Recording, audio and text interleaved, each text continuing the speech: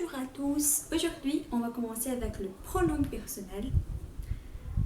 C'est notre deuxième classe, alors on va commencer à parler un petit peu plus en portugais qu'en français. Je pense que vous êtes déjà, je sais pas, de bons brésiliens, alors vous allez me comprendre. Je pense que c'est pas trop difficile à comprendre, je vais utiliser des mots plus faciles. Mais bon, la semaine passée, avec notre classe, je pense qu'on a partagé toutes les vidéos, mais bon, la première vidéo, on parlait à propos de salutations, la première partie de l'enseignement de salutations en portugais. Et on a vu une expression très commune, que c'est bon Dieu. Mais aujourd'hui, on va faire la connaissance d'autres expressions qui sont un petit peu différentes. Mais cela veut dire qu'on va apprendre comment dire ça va, etc. On va apprendre comment dire je, moi, tu, il, elle, etc. Et aussi, on va commencer peut-être pas aujourd'hui, mais la prochaine classe, on va voir comment dire je m'appelle, comment tu t'appelles, etc. Poser des questions à propos de soi-même. Eh bien, pour que vous puissiez remarquer, nous avons les trois premières personnes qui sont au singulier. Eu, je, tu, tu, ele, il, ela, elle. Alors ça veut dire que comme en portugais et comme en français, on a deux E différents pour signifier que il, c'est le masculin, ele, et ela, c'est le féminin, elle.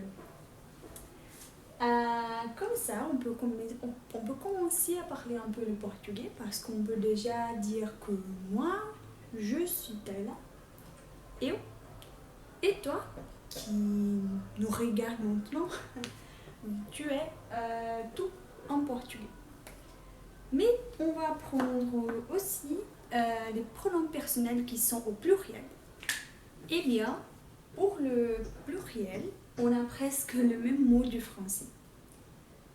Nós, nous, vós, vous, eles, ils, elas, elles. Vous pouvez remarquer qu'en général, on utilise, ce sont presque les mêmes lettres. On va voir un nous comme nos, vos comme vous. C'est presque le même, c'est pas trop différent. Alors c'est pas difficile, vraiment. Mas justamente, mais mes amis, on a une chose un peu différente. J'ai dit la semaine passée que le Brésil c'est un pays très grand. Alors, on a beaucoup de différences entre chaque État, chaque région administrative. Et ça veut dire que même si on parle la même langue, le portugais, on a beaucoup d'accents. Alors, c'est trop difficile de dire que le portugais plus correct, il est parlé par exemple à São Paulo et les autres sont tous en portugais pas bon, ça n'existe pas. Ça arrive en France, ça arrive, je pense, dans tous les pays du monde. Alors, on a une langue officielle et on a beaucoup de façons de parler. Et c'est ça qu'on appelle l'accent. Chaque personne a un accent différent, surtout si elle vient d'une autre région. Alors, on a un petit peu de différence, mais on peut tous comprendre tout ce qu'on dit. Alors, c'est pas grave. Pour commencer, on doit dire que tout, c'est la deuxième personne du singulier, comme en français tu. Et on doit remarquer que pas tous les États du Brésil, pas tous les gens, tout le monde du Brésil dit tout. En général, moi par exemple, où j'habite, on utilise la plupart du temps você. Et je pense que tout c'est plus utilisé au nord-est, au sud du pays. le sud utilise souvent, les gens du sud. Parfois, je pense que c'est aussi commun à Rio, etc., d'autres villes brésiliennes, mais à São Paulo, les deux sont utilisés, mais je pense que ici où j'habite, vous savez, plus utilisé. Mais on doit faire attention. Même si les deux signifient la même chose, on va faire la conjugaison d'une façon différente. Alors, você, on va faire la conjugaison comme la troisième personne du singulier. Qu'est-ce que ça veut dire, mon Dieu? Ça veut dire que on va écrire, par exemple, c'est un petit exemple avec le verbe être en portugais, verbe ser.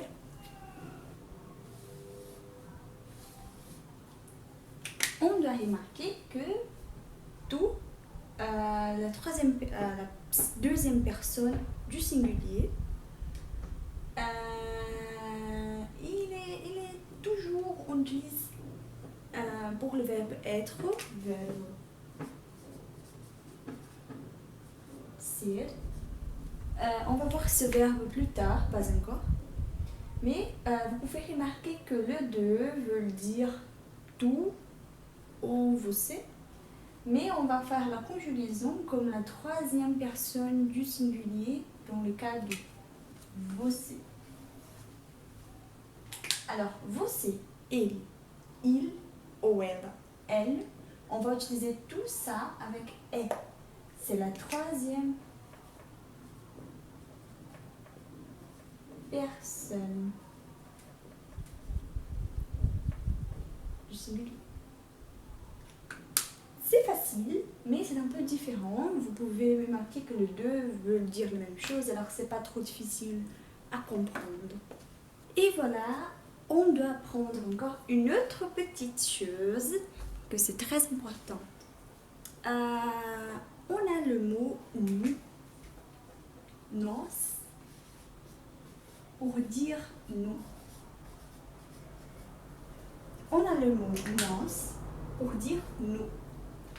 Mais on a aussi une autre façon de dire nós. Toi et moi, nous, nós. On a aussi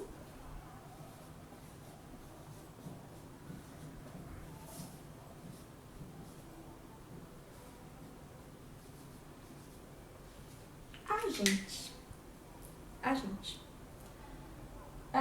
Les deux veulent dire la même chose, nous, nós, mais a gente, c'est informel.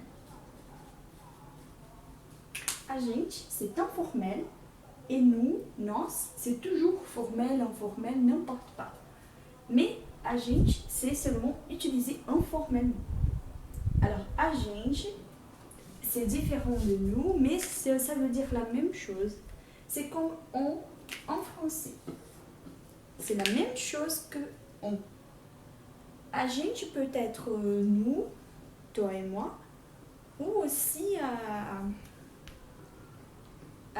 les gens, les personnes, les gens. Mais en général, ça veut dire nós, nous. Mais comme você et tu, on a aussi une différence qui existe aussi en français. Alors c'est pas difficile parce que c'est presque la même chose. Nós somos, c'est la première personne du pluriel. Nós somos. Verbo ser. E a gente, informel, a gente est la troisième personne du singulier. Terceira pessoa do singular. Pourtant, on peut dire que a gente est, on est. C'est la même chose qu'on a gente est. Le verbe être ou ser. A gente est et nós somos. On ne peut jamais faire ça en français ou en portugais. On ne peut pas changer les deux. É, c'est seulement pour a gente, e somos prononce. Même si parfois les gens au Brésil, informellement, disent ça. Nós é, nous é, a gente somos, on somme. Ça c'est terrible, ça n'existe pas malheureusement.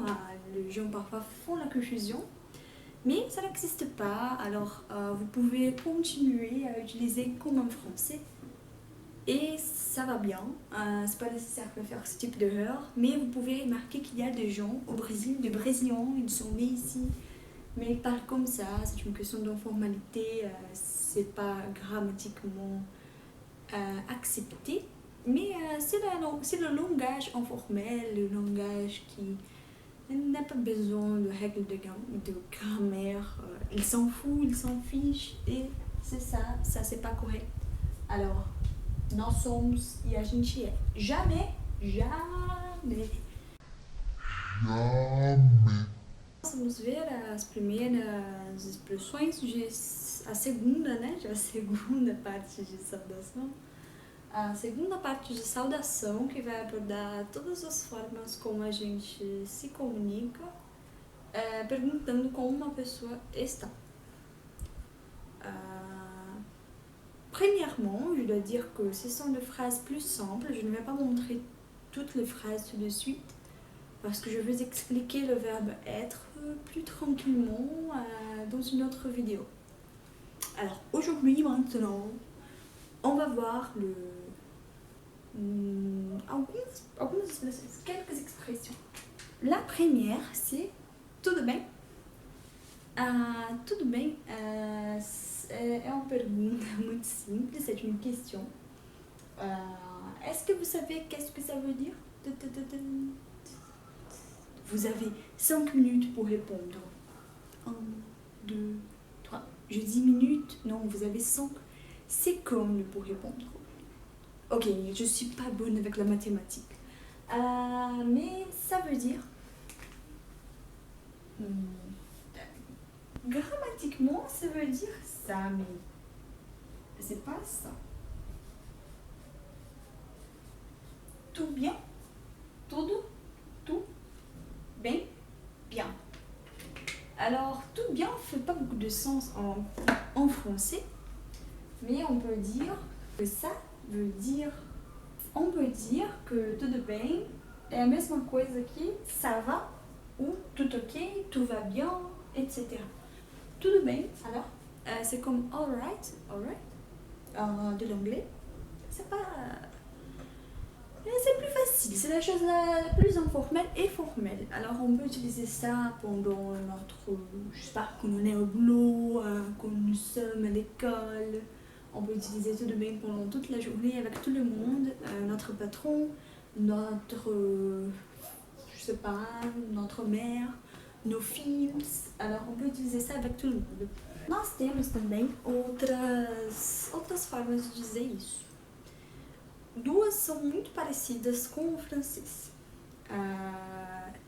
São essas. Como vai você? Como vai você? E como vai? A forma mais curta. A gente não precisa dizer o você no fim ou qualquer coisa. A gente pode dizer simplesmente como vai. E essas duas, elas querem dizer basicamente como vai você é o nosso comment allez-vous ou comment vas-tu, como vai você. E o nosso como vai é o nosso ça va, ça va. A gente pode dizer também tá indo bem, não tá indo bem. On a beaucoup de manières, de façons de demander, de poser des questions à propos de comment est-ce qu'une personne est maintenant, au moment où tu parles. Et on va voir ça pendant toutes les classes. Bom, nós temos também outras 3 formas. 3. Dessa vez eu contei certo. 1, 2, 3. 1, 2, 3. 3 formas muito legais, super informais, que a gente só usa com os nossos coleguinhas de classe. On va utiliser ces formes seulement avec nos collègues, nos copains, les gens qu'on travaille jamais. Seulement si vous êtes... vous vous promenez dans la rue ensemble, je sais pas, mais au boulot, jamais utiliser ça. Un conseil de Yoda, jamais vous utilisez forme. Et oui, il parle incorrectement. J'essaie de faire comme lui, mais c'est pas possible. Mais c'est ça que je veux dire. Les 3 formes que je vais expliquer, on n'utilise jamais avec le genre supérieur. Notre patron, notre mère, parfois, ça dépend. Mais en général, on utilise ça, on n'utilise pas ça seulement avec nos amis. Ok. Essas são nossas 3 formas. Firmeza. Firmeza é uma coisa muito estranha. Nem même moi, je comprends pas. Firmeza c'est quelque chose de très dur. Ok. Et ça, c'est utilisé pour demander comment est-ce que la personne est au moment où tu parles. Alors, firmeza, c'est ça va. Oui, c'est bizarre. Moi, je comprends pas. Beleza. En fait, ça veut dire beleza, c'est le mot, palavra qu'on utilise pour dire beauté. Oui, beauté. Et bien, pour finir un peu cette vidéo, seulement, je vais parler seulement un petit peu plus. J'arrête de parler, ok. Parce que ma classe de mémoire, elle n'est pas la meilleure du monde, alors parfois je parle trop et la vidéo s'arrête. Bon, je vais parler moins, je promets. Ce sont mes vœux pour 2016. Ok. On commence, en fait on termine en parlant à propos de comment est-ce qu'on peut répondre à ces questions de tudo bem, etc. Quando uma pessoa ela pergunta para você tudo bem, quando une personne demande à toi tudo bem, vous pouvez répondre tudo. Ou tudo bem. Oups. Tudo bem?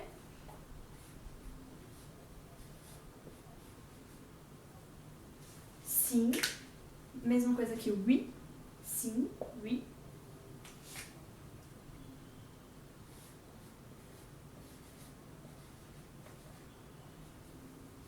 Non. Non. Ah non. Ça va pas bien. Non, ma vie est horrible, je n'ai pas de boulot, je n'ai pas de... Je n'ai rien, ma vie est horrible. Alors, vous n'avez pas besoin de dire, de raconter toute votre vie. Vous pouvez dire simplement non, non. En général, la personne, si elle est très polie, elle va me demander, elle va te poser la question. Pourquoi? Pourquoi? Pourquoi? Et alors la conversation va continuer, mais en général les gens, pour que en fait on n'a pas besoin de rencontrer notre vie tout le moment où une personne demande si nous sommes bien. En général on dit oui, si, même si on n'est pas bien. Ça dépend, si c'est un ami proche, oui, on va dire toute notre tristesse. Mais si c'est une personne qu'on ne connaît pas, en général, on dit oui, tout seulement pour.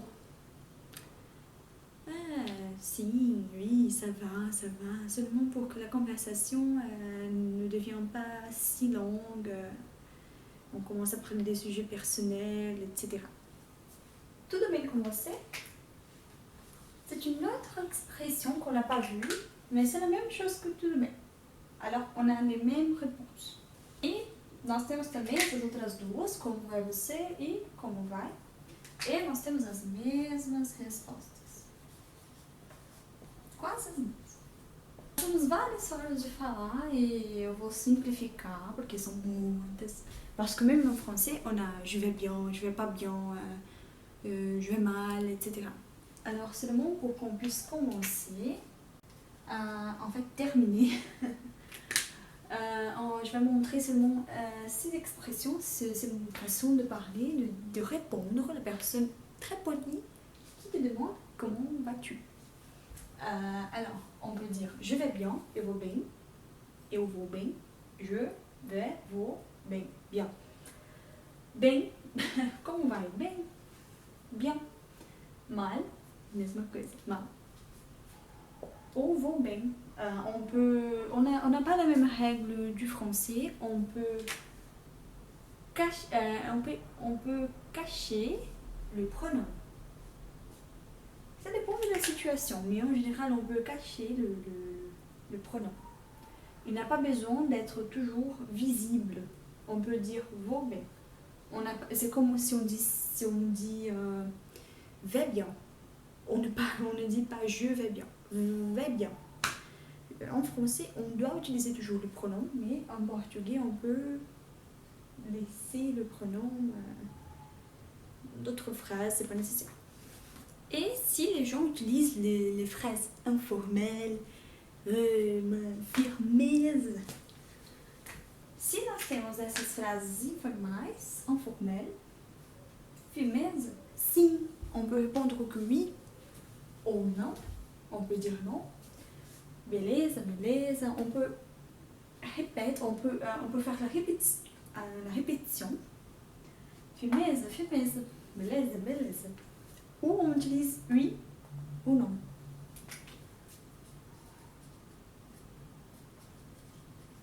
C'est pas nécessaire de dire oui, je vais bien, oui, ma vie est parfaite, je suis riche, j'ai acheté beaucoup de maisons, j'ai 5 chiens, j'ai 17 fils et je suis très bon, j'habite aux États-Unis. Non, c'est pas nécessaire de... Désolé, mais on ne veut pas savoir. En fait, on veut savoir, mais pas dans cette conversation. C'est seulement pour saluer quelqu'un, etc. C'est pas nécessaire de dire beaucoup de choses. Comme en français, on ne dit pas tout. Et bien, pour finir notre classe d'aujourd'hui, on va seulement dire que c'est bon que vous, je sais pas si vous êtes toujours en ligne, et vous pouvez voir nos cahiers d'exercices, ils sont toujours disponibles sur le blog, sur YouTube, etc., sur Facebook. Et les cahiers sont très très très importants. Yoda dit toujours il faut qu'on lise les cahiers.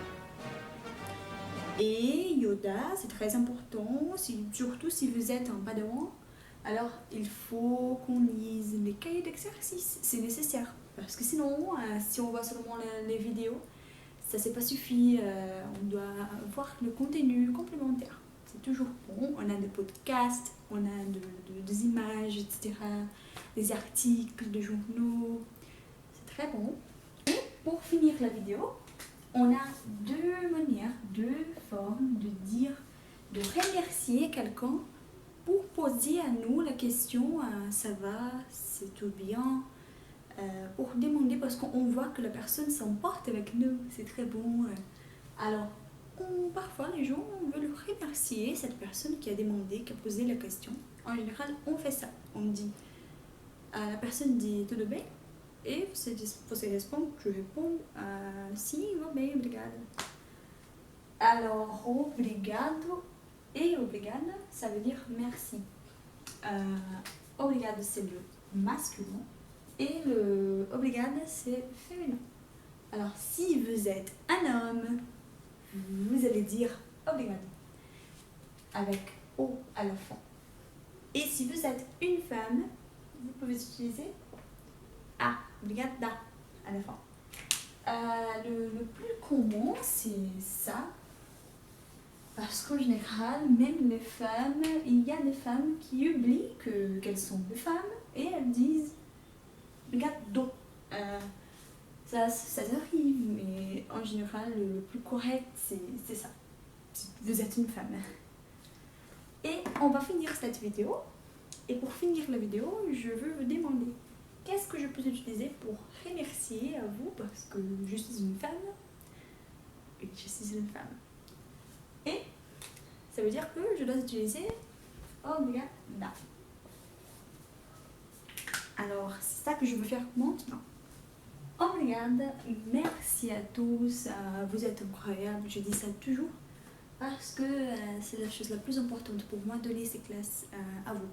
Alors, merci infiniment, n'oubliez pas de suivre notre chaîne sur YouTube, notre page sur Facebook et aussi notre blog, il est toujours disponible, on publie des articles, c'est bon que, je sais pas si vous êtes disponible, vous pouvez voir nos contenus. Et c'est ça, vraiment merci infiniment et nous sommes toujours là. Merci.